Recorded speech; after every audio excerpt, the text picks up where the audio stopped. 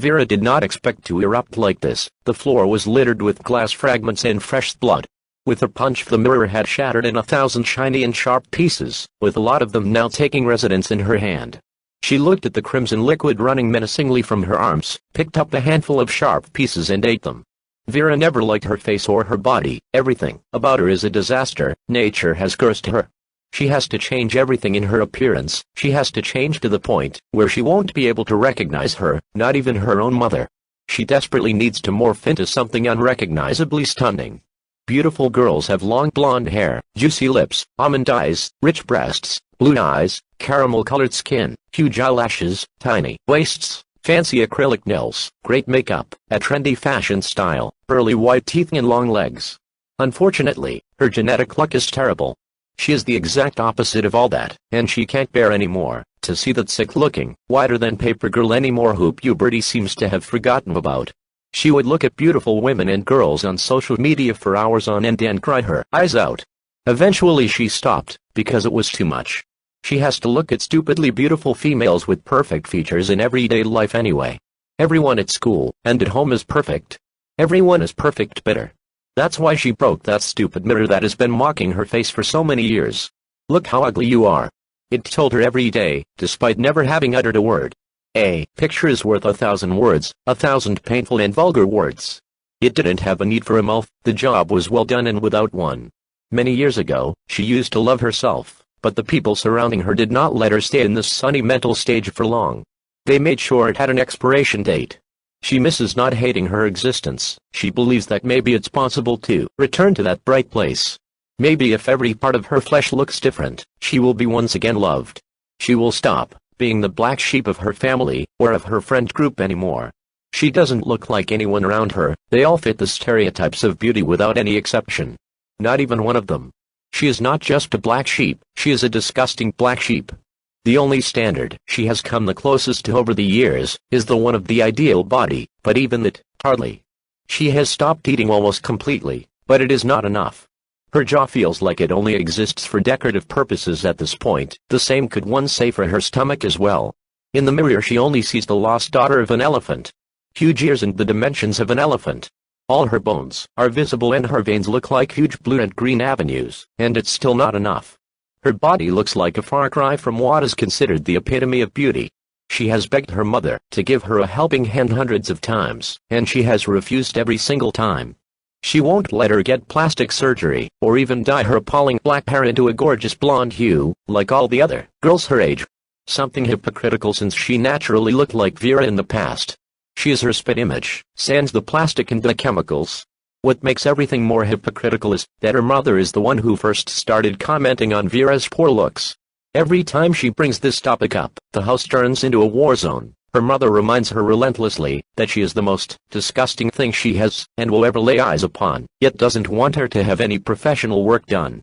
At this point she has come to the conclusion that she is not allowing her to fix her faulty looks so that her mother and her other daughters can compare themselves to something ugly and feel more beautiful.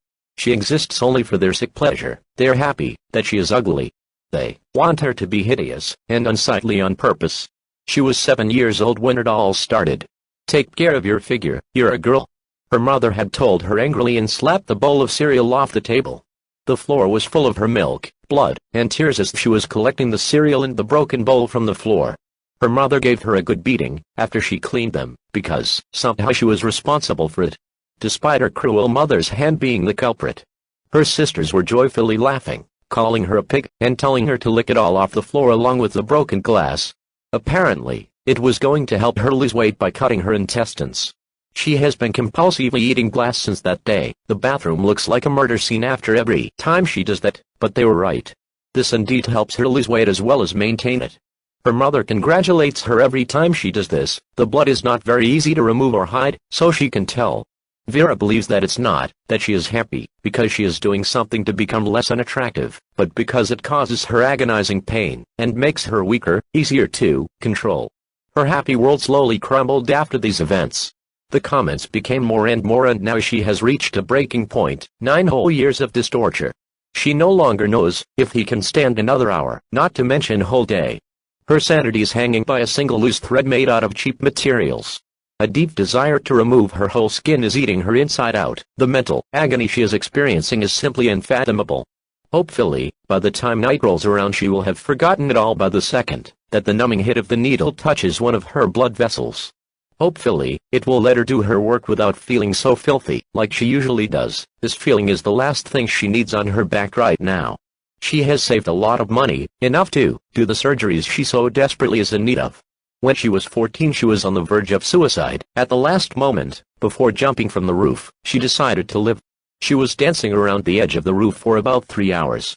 It's a miracle that she didn't fall by accident. She was also drunk at the time on a copious amount of expensive vodka that burned her throat delightfully. She could have so easily and seamlessly fallen into the sweet void calling her name, and sullied her family's name and the perfect garden of their house, but she didn't. She decided that she will live as she pleases, and that she will be a beauty. The ultimate babe, that nobody can take their eyes off of her. She will settle for nothing less than absolute perfection. She begged her mother once more, and after the expected punch on the stomach that she received as her response, she put her plan in motion. Plastic surgery is extremely expensive, even if it's done illegally on the black market. She needed as quickly as possible the capital for her beauty journey. She looked up and down at her school uniform, and knew exactly what she had to do. By her calculations, this lucrative and degrading business would have given her the money required by the time she was 16. She wasn't wrong. She may not be a beauty, but math has always come easy to her, and now it's cousin with Anita's too. Luckily for her, men, especially older men, paid a lot of money for her illegal services. They didn't care how ugly she was. Her youth was enough to intoxicate them. The attention made her feel good, but soon that euphoria wore off, and was replaced by an intense feeling of stench that made her want to pull her hair and scream until her lungs bled. Her mother had originally tried to stop her, but upon seeing the money let her continue under one condition. She had to give her 70% off of her earnings. She would have taken more, but she figured, if she were to do that, the girl would not hesitate the next time she found herself on the roof. The roses in the garden are already red. There is no need for them to become even more red. Vera had tried to hide some of the money, but this ended up with her locked in the basement against her will. Cold turkey. She never repeated this mistake. Tonight she has finally reached the amount of money that she has longed for. Immediately after her work was done, she went to the illegal clinic she had planned to go to for so many years, and made an appointment for surgery the next afternoon. Her heart was swelling with pride. She had finally done it. Now she can be perfect and beautiful. She can finally even be actually happy after all those years. The dark clouds above her misshapen head might leave her alone now, and maybe she will stop being so lonely too. If she can be happy and love herself, maybe someone will love her now too. A good person with a gentle soul may cross her path. This idea filled her hope, something that she hadn't felt in so long. For a second she thought something was wrong with her. So foreign it was to her, full of broken glass soul. She sat in her bedroom, and looked at the ceiling, and whispered to herself, hope. What a beautiful word. She will leave school at noon, and take another route. A route that doesn't lead to the house, a route that leads to redemption, and throw her cell phone into the sea along the way. The cold and sharp scalpel will redeem her. If it's possible, she will ask the surgeon not to administer anesthesia. There is no need for it. The cutting of the flesh, it will be sacred, and the pain will be the sweetest thing Vera will ever feel. She will prove to them that she can be beautiful, and will outshine them all. This thought lulled her, and soon sleep took her in his soft arms. The only pleasure she has had all these years. The only thing they haven't managed to steal from her. The only good thing in her life is how deeply and soundly she sleeps. In this case her genes have proved to be golden. The last bell rang, and her heart almost jumped out of her meager chest with anticipation. First stop is the hair salon. She got the trendiest haircut on social media, and then dyed her stupid hair an exquisite blonde color. For the first time in so long, she felt beautiful, and the feeling didn't disappear in 2 seconds. It lasted at least a minute, and her hair was finally presentable. Before she knew it, her ugly legs had taken to her final destination. The knob was in her nasty hand. Her soon-to-be full of silicone and other chemical carcinogens body was completely seduced by plastic happiness. The staff, with quick and polite movements, after much laughter at her suggestion about skipping the anesthesia, led her to the room, where her life would change for the better. With a huge smile, she fell asleep, an expression that hadn't dared to touch her hideous face and skin until then. Milliseconds Macrogiani, I'm really sorry, but it is not possible to reverse any of your operations. Something I had told this from your first major surgery, only that extreme operation can reverse them. said the plastic surgeon with a solemn expression on his face that could be barely read due to too much botox injected in his face. I unfortunately remember that. I just wanted confirmation again, before we do this surgery. It's not easy to find the materials for this procedure, responded Vera's mother with a smile that was hard to tell if it's reached her eyes or not due to too much fillers. I know that this surgery is hard to happen as well as you do. But you are lucky enough to have the materials. Bring me the money and the merchandise and we can begin at your convenience. My schedule is always open for you. The smile on his overfilled duck lips was genuine. It's not that you could tell from the facial expression, you could tell from the dollar signs visible in his eyeballs. Tomorrow noon would be ideal, agreed. When Vera woke up everything was pitch black, the darkness was threatening to swallow her alive. The pain wasn't so sweet after all. It felt like someone had ripped off her stunning face. The pain was sharp, deep and had migrated throughout her whole gorgeous body. She touched her astonishing face, and it was full of gauze. She had the impression that for some mysterious reason, that she had not been in a coma for a day, but for whole weeks. She was in a completely bleak and stifling basement, which was eerily familiar. With much effort and pain she pushed herself up enough to see the gauzes on her delicious legs, gently pulled the sheet over her, and her stupid legs looked exactly the same, and had no gauzes on, so did her atrociously small butt. She realized with horror that only her great face had been tampered with, but for some reason she had gained weight. It wasn't bloating, it was fat. She had more fatty flesh on her criminally disgusting body. She had gained weight. She looked at the IV attached to her arm, and realized that it must be the culprit behind this nightmare, and pulled it out. She bled a bit, but managed to close the wound effectively with enough pressure. Frightened, she screamed for help, and it didn't come at first, but with the fifth scream a female figure appeared. A figure she swears she's seen before, step by step, came down the stairs, the elusive figure, and turned on the lights. Vera's eyes felt fried, and she exclaimed in pain. She has been down here for quite some time without a shadow of doubt. She shouldn't have trusted this illegal clinic. She gripped her still flat chest, and fell to the floor with longing. She saw her face staring back at her with a hideous smirk plastered on it, and the demonic eyes to match the smirk. Do you like my new face, you useless creature? After all, you had some use, pig. Well, the money you brought in was definitely appreciated, but didn't excuse your pathetic existence. This for sure does. The voice of the monster she called mother said mockingly and touched her face. That was Vera's face in reality. What? She whispered in a state of pure shock, and felt her blood boil, and the anger bubble inside of her chest. What? You are asking? For some reason that is beyond my comprehension, your features started to become popular, and unfortunately my operations in the end led to the destruction of my face. I had to do something drastic. Why do you think I gave birth to you? I wasn't planning on keeping your features, just stealing your face. I knew there would be a need for something like this someday, and your sisters were too old for me, so I had to have another child or steal one. The birth made more sense logistically and practically. This is why I never wanted you to have anything done. You are my spare parts and you will pay for dyeing your hair. You went to my surgeon, idiot. You made me have the operation 2 years earlier. The day you turned 18 I would. She said all of this in between laughter and smirks, and when she mentioned the hair, she mockingly did a scissor sign. The monster said all this with pleasure, while what was left of Vera's face had hit the floor.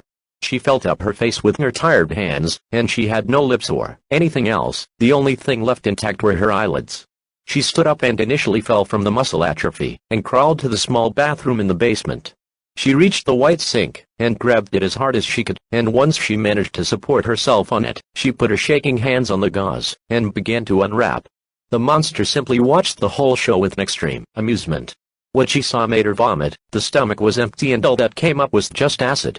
The monster burst into laughter at her reaction. She looked like the child of the love affair between a corpse that had been decomposing under the hot sun for months, and of a leper whose body had melted by the disease.